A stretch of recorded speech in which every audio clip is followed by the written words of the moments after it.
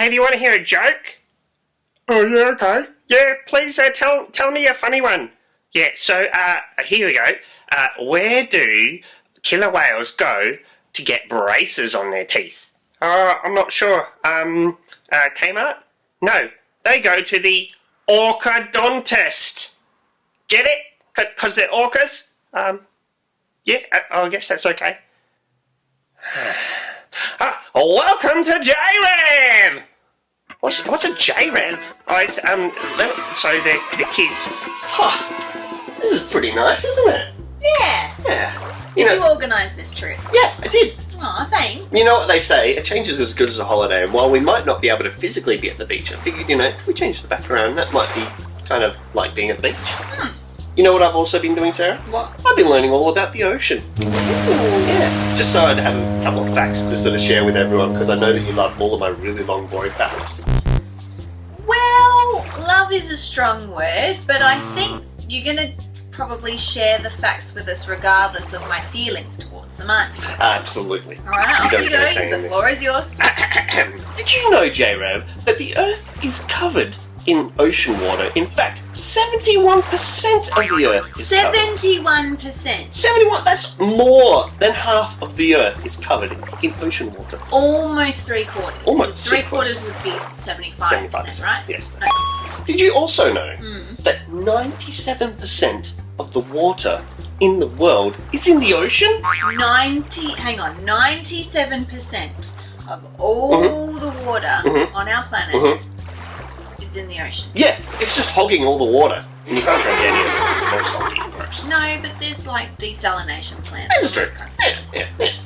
Potato. So, did you know also that the ocean controls how hot or cold it is? Now, you got the sun and everything, but it's the interplay of the sun and the surface of the ocean that determines how hot it is. Right. And also how much rain there is. So the oceans are quite important for our, I guess, the planet's health. Yeah. It's like you take care of the oceans and the planet's And pretty the good. ocean will take care of you. Did you also know that the ocean is home to the world's largest animal? Oh, can I guess what it is? Yes. A dolphin. No. Try again. Nemo. From Finding He's Nemo. very small. Hey, JRev, do you know what the biggest animal in the world is? You're right, the blue whale. The blue whale. Huge. Well, Giant. actually, is that entirely true? Because is it bigger than the giant squid? Yes, it is. Really? It's like something like 4 or 5 school buses lined up. That's how big it is. It's huge.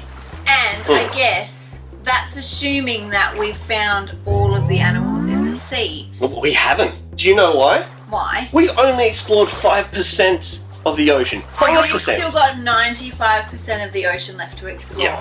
That's a lot of space to explore. Well, it's not space, it's ocean. Yeah. Space is that way. I mean, like, just general area. There's a lot of places to look. Alright, well, before you keep telling us some facts, let's go do something else. Okay, Bye. Hello! Today we're going to be making one of my favourite school holiday snacks, which is pinwheels. So, in order to make pinwheels, you'll need some puff pastry, some grated cheese, some tomato paste, a baking tray, and some baking paper. You'll also need access to an oven and maybe a microwave, depending on how frozen your pastry sheets are, and also a grown-up to give you a hand. So, first step, open your packet of puff pastry sheets and grab one. Now mine have been in the freezer, so they're very hard. So I'm going to put this in the microwave for about 20 seconds just to melt it a little bit. Alright, the pastry sheet is a lot softer than what it was before, so you need to peel the plastic off of it so that you just have the pastry sheet on a chopping board, like that. Next step, you need some tomato paste.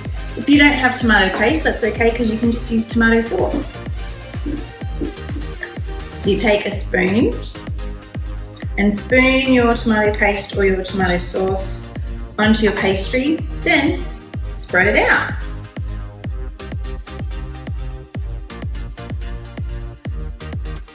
Okay, bonus step.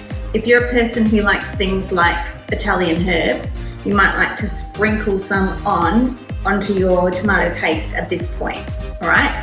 Next, we're going to get our grated cheese, and you just sprinkle it all over your pastry. Okay, final bonus step. Some of you might be really big fans of ham or bacon. You can also add in chopped up little bits of bacon or ham at this point if you want to, before you start to roll.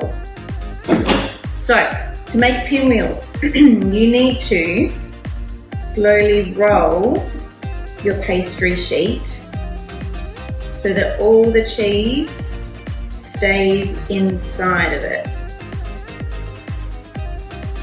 So you roll, roll, roll.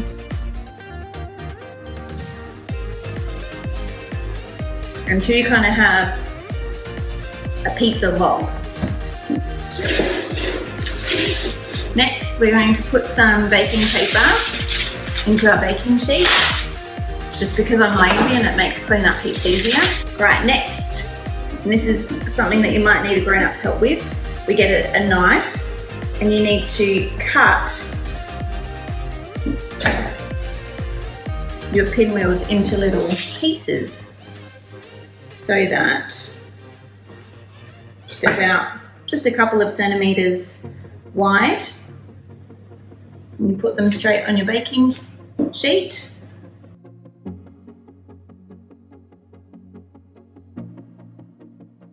All right, so we've got our pinwheels on our baking tray. So we're going to put this in the oven at about 200 degrees for about 10 minutes. Just keep an eye on it because everyone's oven's different. And this is definitely another part where you need a grown-up's help. Okay, it's been about 10 minutes. So make sure you grab a grown-up and get them to help you to get your pinwheels out of the oven.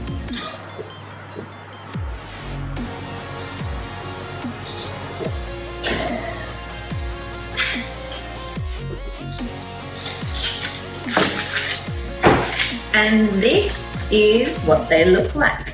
Delicious. Make sure that you let them cool down before you eat them. And like I said, one of my favorite school holiday snacks. Enjoy.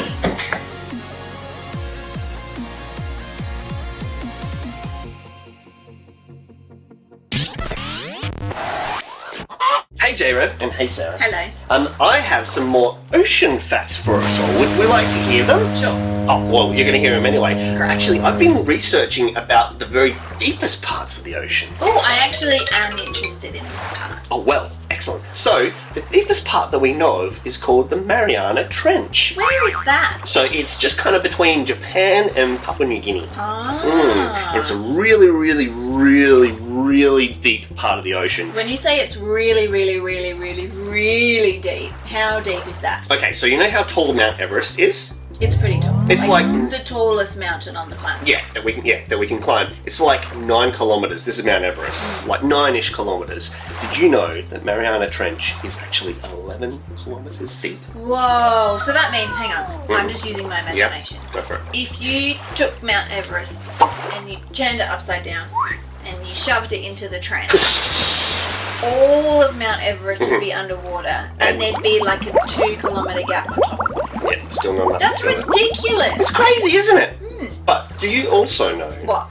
that we've actually been able to send explorers all the way to the bottom? That is amazing. I know, right? And the pressures would be huge. Like, you'd be getting crushed by all that pressure. But they managed to get down there. And in 2019, a guy called Victor was able to go down in this tiny little submarine. And he was able to take photos of, like, sea life eating at all of this bait that he had in front of him. And, like, there's things that can live down there. And do you know what else they found? Rubbish. Oh, It's a bit sad, isn't that's it? really sad. Plastic bags at the deepest part of the ocean. Man. We're not really doing a very good Come job on, of taking care of humans. things. Well, you know what? What? I think that there's some more things that we could learn about the ocean and just things in general.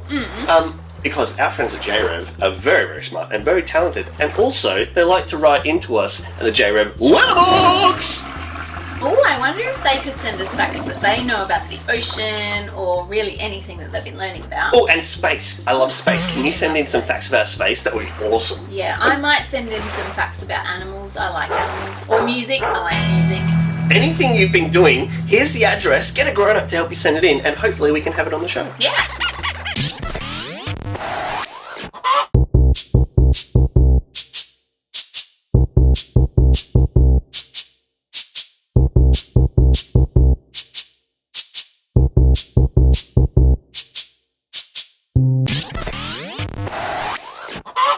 Alright, today we're going to be making an origami boat out of paper. So I've got some A4 paper here, but we need to make it a square. So I've drawn a line on the other side of this piece of paper. I'm going to cut it with some scissors. Make sure, as always, if you're using scissors, that you get a grown-up's help or permission. So I'm just going to chop along this line, and we'll see what we can do next.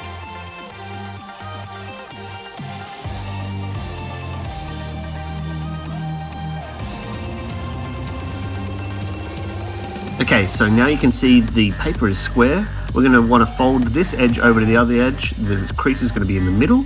So line up those corners as best you can, and then we're going to put a crease down the left-hand side there. So run your fingers down there, make it a nice tight fold. We're going to open it up again, and then we're going to fold into the center from the edges. So I'm going to fold in this top edge. I'm going to line up the edge of that paper to the center crease that we made just before. So line those edges up and make your second crease. We're going to flip the page around and we're going to do it to the other side as well.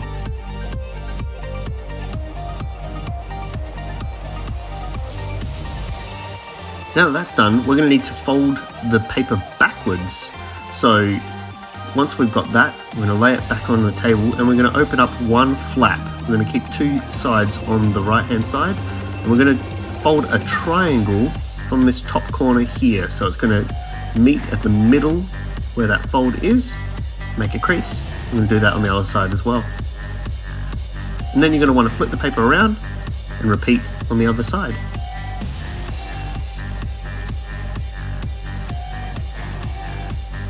Okay, following that, you're going to need to fold the boat in half, and if we've done it right, it should kind of open up like this, which is awesome.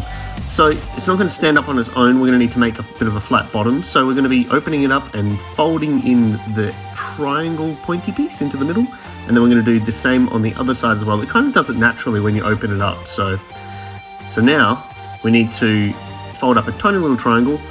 So grab that corner and just fold it up just a little bit. You don't want to go too far up there. And repeat on the other side. Awesome. Now, if you open it back out again, you'll see it's looking more like a boat, but we need to add the sides. So we're going to fold the sides in and see where those triangles kind of ended up, those little triangles we just folded. That determines how tall the sides of your boat will be. And you just want to sort of gently crease it. You're not going to be able to fold it super easy. So just repeat on the other side. So once we've got these edges folded up, that should leave us with a boat. There we go. Now to test it out. I've got a bowl of water here. This will act as our ocean, and here's our boat. I don't have high hopes. I think it's going to sink pretty quickly because it is just paper, but that's looking pretty good at the moment. All right, let's test it out with some passengers. I've got a cow, of course, and a T-Rex, because of course. Now, make sure you get along, you two. No fighting. Oh, T-Rex, keep your hands to yourself. I'll just sort of lay them on top of each other. There we go. Another T-Rex. You can never have too many T-Rexes when you go to sea, I reckon. And we'll follow it up with a Stegosaurus. Oh, he's not too good with his sea legs. We'll try that again. Okay. All right, so that boat didn't last super long. It was holding a lot of weight though, but it's gotten pretty soggy, as you can see. That's going straight to the bin, unfortunately, but it was kind of fun while it lasted. Now I had another idea. I made another boat, but I decided to try putting sticky tape on the underside, and I figured if it doesn't have any gaps, that might keep it a little bit waterproof. So let's give that a go. Okay, that's floating nicely. That's good. Now to put some passages on there. We're going to start with Stegosaurus because that was the biggest one and it was kind of hard to fit on the first time. So, yep. Oh, that works much better. Yeah, already I feel like this is going to last a bit longer. So, I'm going to put a T-Rex in here. There we go. And we'll chuck another T-Rex in here just to try and balance it out a little bit. You just need to make sure you distribute your dinosaurs evenly across your boat. And put the cow in. Awesome. Well, that's doing pretty good. 5 minutes later. Huh? It's still going. 11 hours later. Yep, still going. 3 decades later. Alright, time for some palm trees. Yep, that didn't do anything. Ankylosaurus, your turn. Oh, okay, that's it. Well, that lasted a lot longer than the first one, so if you're going to do this, maybe try sticky tape.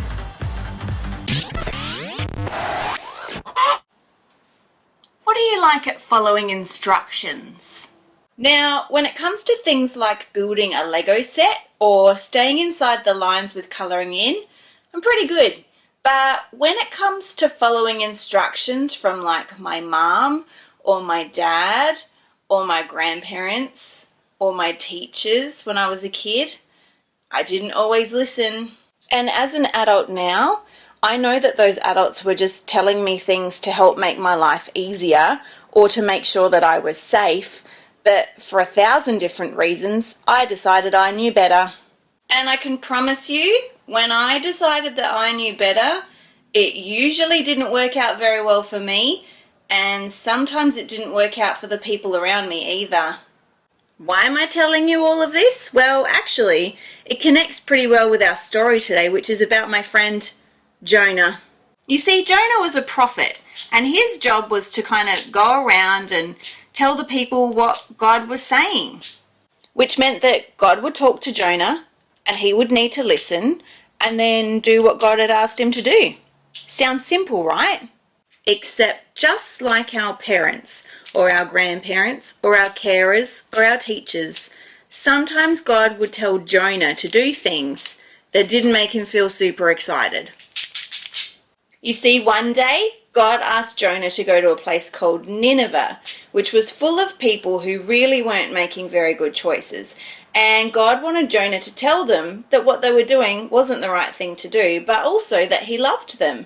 Well, Jonah, he didn't really want to listen to God. So to avoid having to go to Nineveh and listening to what God wanted him to do, Jonah did the obvious.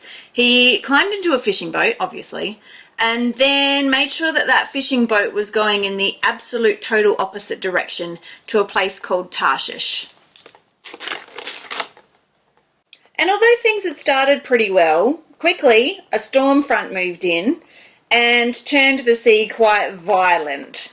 The fishermen became pretty angry at Jonah. They concluded that the storm must be his fault because before Jonah had gotten onto the boat, everything was fine. But as soon as he was on the boat, this huge storm front had happened. So Jonah fessed up and he said, "Look, I haven't really followed God's instructions. This is probably my fault. So I think it's best if I just jump overboard."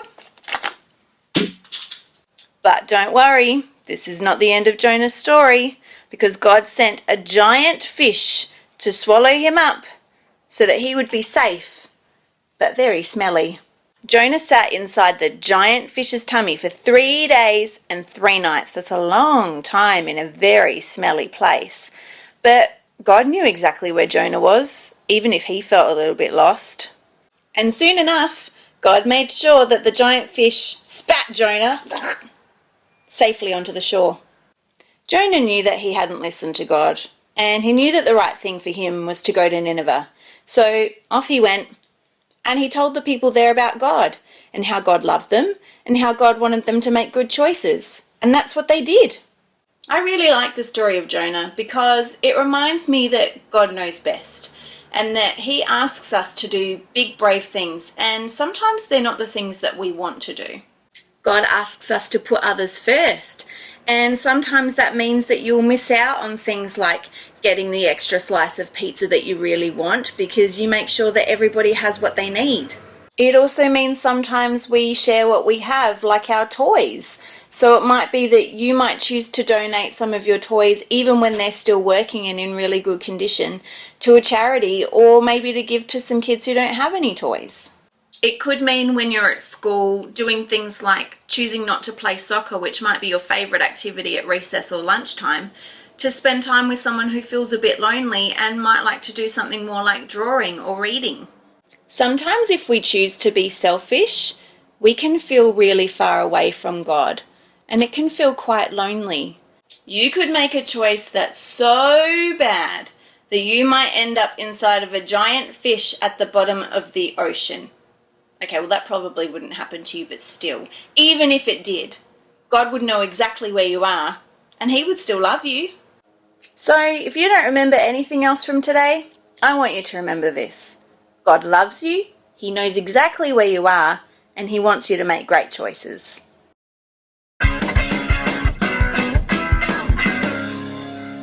Our memory verse is from 2 Timothy 1:7. But God gave us a spirit not of fear, but of power and love and self-control. Let's go one more time. 2 Timothy 1:7.